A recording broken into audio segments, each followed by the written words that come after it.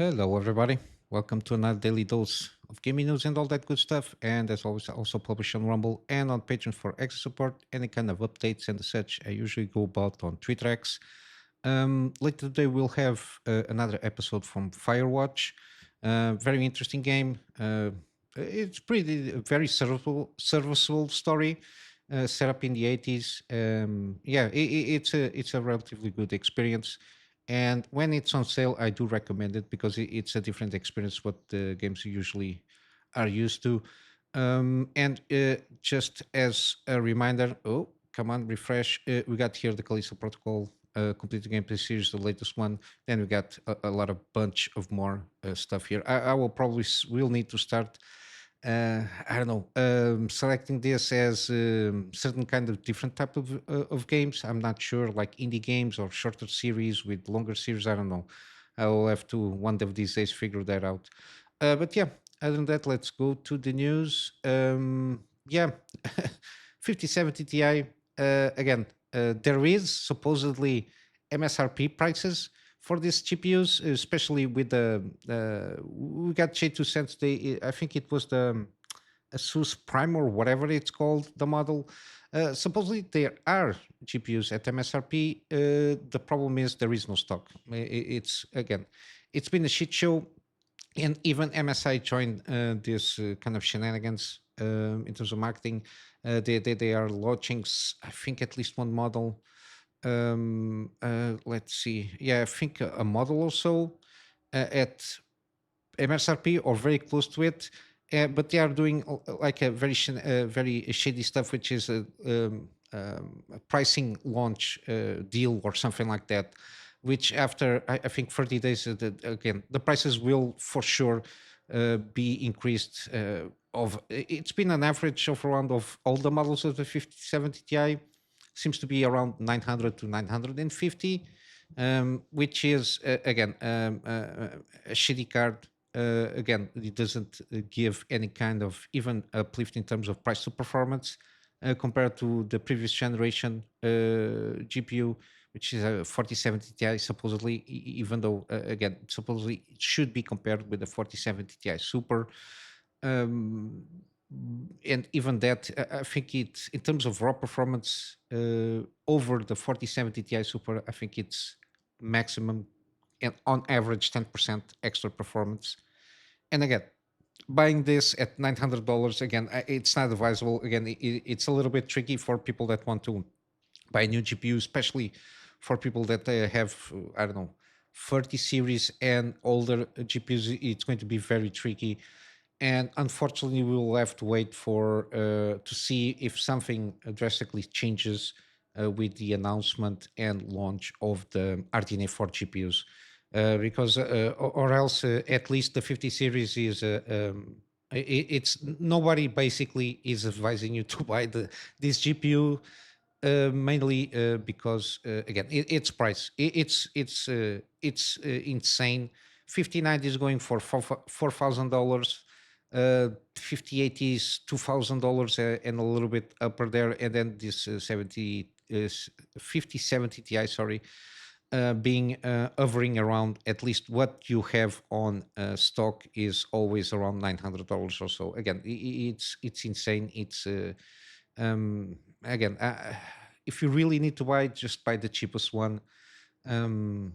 It's the best advice that I can get you. But again, if you have a GPU that at this moment in time still manage to play games that you are playing at this moment, again, just wait a little bit longer. And again, there always been a lot of mofo around new hardware, and with that, usually, again, these companies they don't think about the consumer; they think about their bottom end, which is basically if they could, they just received the money, didn't give a graphics card. So with that in account, again, it's a shit show for MSRPs, and I think even to start having some kind of inventory on retailers. Uh, I don't know, end of March is the best prediction that people are throwing around. But yeah, it's going to be a shit show. Hopefully, we might see some shining light with the RDNA 4. But even though the higher models of the 9070 XT variants, we got here from XFX, which is the same brand that the GPU that I have, which is a 7900 XTX, the Merc for 10, free 10 or something like that. I think it's called my GPU. One of the things that I like of this high-end GPU is the fact that you have detachable fans, just in case, I don't know, it's very rare, but at least it's like those little extra things. In case, for example, a fan might, I don't know, blow out or something like that, at least it's something that you can detach. You don't need to disassemble the entirety of the cooler and or the fan case here to replace or do anything with those fans there. But yeah, but still the prices are way high, but they are boosting pretty high, 3100 megahertz, because I think on the XT variant, I think the boost clock by default is hovering around 2900 megahertz, give or take. Again, this is not official information. This is from listings, but yeah, these listings in terms at least of specs we can kind of trust, because again we are so close of the launch of this GPU. Again, the price here, I will still have to consider this at this moment, hopefully as a placeholder. Again, $1,300 for this GPU. I don't think it's a good price, of course. I think maximum, I don't know, this high end of terms of GPUs. Um, I don't know, not even $800. I think it should be like the limit. But again, this can be a placeholder. We're not sure. We just hope that again it's not 7 days or so until we get the official reveal. Hopefully, we get good news when it comes to that. Then we got also, in terms of hardware, a new 12-volt power pin angle adapter, which features a fan. Again, I watched some videos here. We got the Devour video doing their testing on the cables themselves, and seeing that there is no power balancing in this connection, especially from the part of the GPU, which is something that could avoid and it will avoid burning connectors. Um, I didn't know that because the 3090 Ti had this kind of not memory, sorry, a controller, power controller to balance the power delivery between the cables, because the 12-volt power pin, if not mistaken, it's 60 connectors, 4 sense pins. So supposedly it's 6 cables that deliver power, then the other 6 are ground cables. And he saw in 2 of them basically being delivering around 20 amps, which it's over spec, and that's, I again assume it's one of the reasons that's why we're seeing a lot of these melted connectors. Again, it's not, and it's also very strange the fact that the 3090 Ti had this kind of power delivery controller to balance the power load in all cables to be equal and still deliver the total amount of power that the GPU needs, of course. But then with the 40 series, they remove that, which is something I didn't know. And again, with the 50 series, they didn't do anything regarding that, and for example, the 59 needs even more power, so it's on the limits of the cable itself, the connection. Yeah, and then and with that said, I think even if you have like two 12-volt power pins on the 5090, it kind of can guarantee that there is a better power distribution, so that doesn't happen what we saw in the case of the power. Again, even though other content creators did some analysis on their own systems, but then again, if the Bauer did manage also to continue to replicate this situation, it does demonstrate that the system is very flawed. There is no, because I thought that there were always kind of a safeguard on the GPU itself in receiving, and basically the power connector melting was kind of that something that overloaded that safety feature that supposedly the GPU should have, but no. I think it's something very, especially at the price that these GPUs are.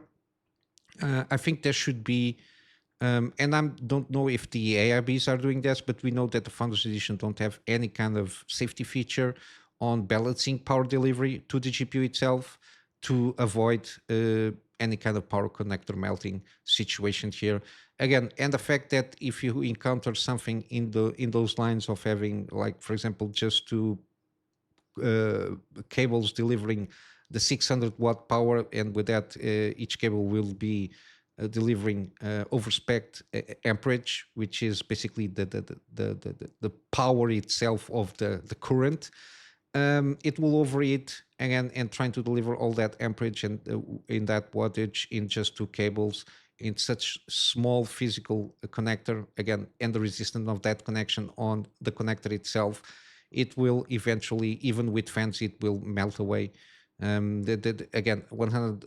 There were some measures around 100 to 150 centigrades, which is it's a lot. It's boiling water temperature, and again, I don't think this is going to solve anything. But again, these companies try to do the best that they can with the specifications of this 12-volt power pin. Again, and I don't think again that even because even with this power delivery controller chip that could be placed in the GPU, which we had on the 30 series, especially on the 3090 Ti, again, you avoid getting this situation of continue to happen. I don't understand why NVIDIA didn't do anything. Again, we might try to reason that because they fixed the connector itself with that revision, which is now 2x2, something like that, the latest revision that they did. Again, I will continue to hammer this down. This is not user error. It cannot be blamed on user error, mainly because, again, if you have an ecosystem of a connector of power delivery that induces user error, the flaw is on the design itself. It's not on user error. But yeah, it's a shame to see this, and it's one plus reason not to invest that much on this high-end GPU. So maybe you can pass the message there, because they don't seem to care too much. They just want to sell the highest price of their own products. But yeah, it's a shame. But again, hopefully, again, now we have to put the hopes on the next generation, or supposedly the 6000 series, or maybe even with the revamping of the 50 series with a super naming scheme. I don't know. Yeah, we need to see something changing here, or else we will continue to see this disaster continue to melt away connectors left and right. Then we got interesting news from GTA 5 after more than 10 years after release, after at least the PC port. Supposedly they updated the game free of charge, they say. Very generous of them for a 10-year-old game. I think they now will introduce RTX support and also upscaling support, DLSS free, FSR1 and FSR free. Again, even though there is no mention of which version of FSR specifically, or even the DLSS, they just mentioned free. And I think they updated the minimum and recommended hardware PC requirements there. Again, this game is now not that heavy to run in. At least 1080p, 60 frames per second, I think is very achievable. But yeah, I think they are preparing, I don't know, for GTA 6 eventually. Maybe they are backporting what they managed to introduce in the GTA 6 into GTA 5 and make it like a goodwill gesture to a certain extent.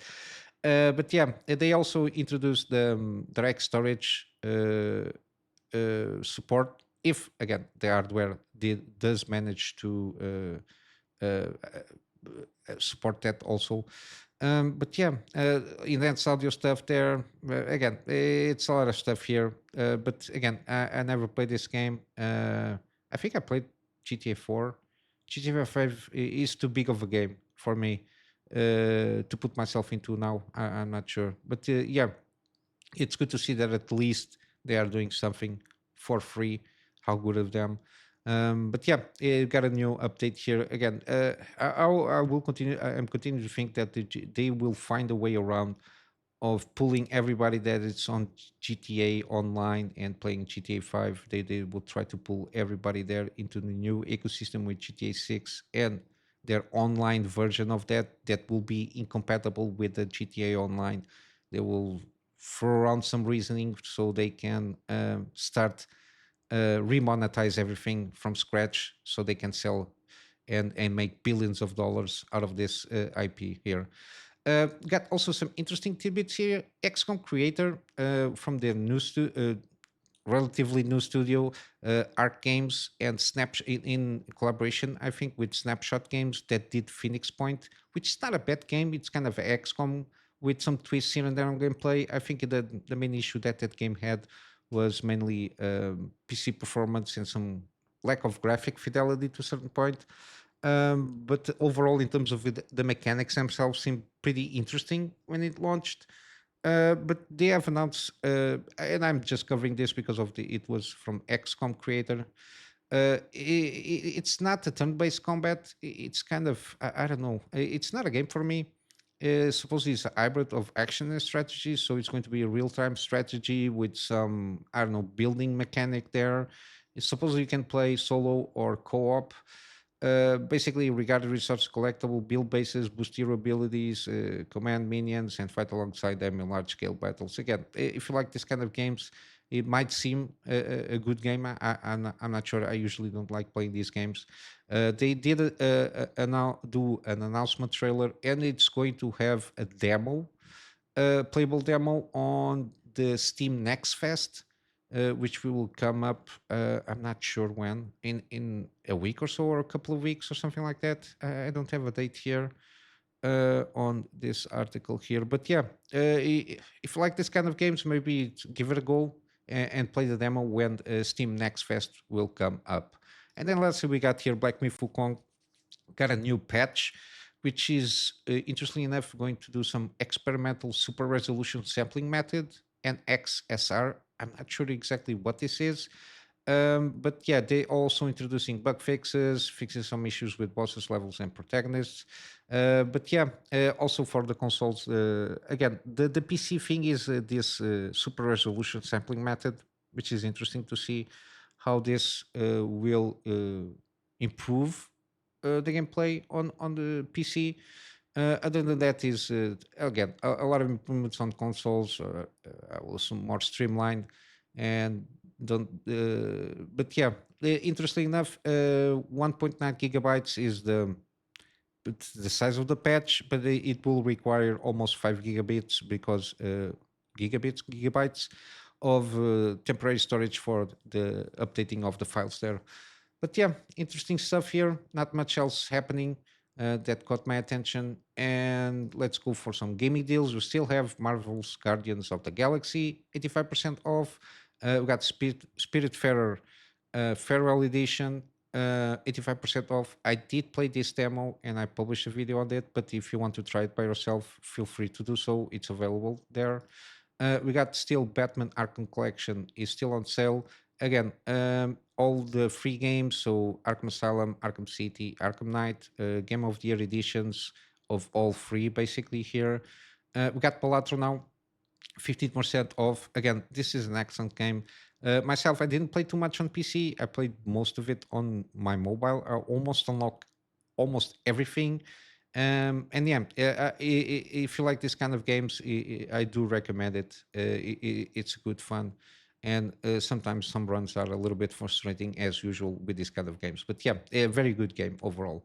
Then you got Deus Ex Human Revolution Director's Cut is still on sale. 85% off, and the sequel also the same thing here. I do recommend Digital Deluxe Edition. You got all the extra content on the game. Then we got Dome Keeper is also on sale still.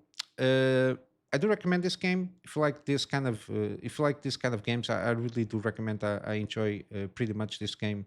What I played here, 50% off. But if you want to try it out, you got the demo there, which is pretty good, very comprehensive. It gives you a good idea what this game is about. And finally, we got Jusant. I'm still recording the gaming series on this one. From what I played, I do recommend the game.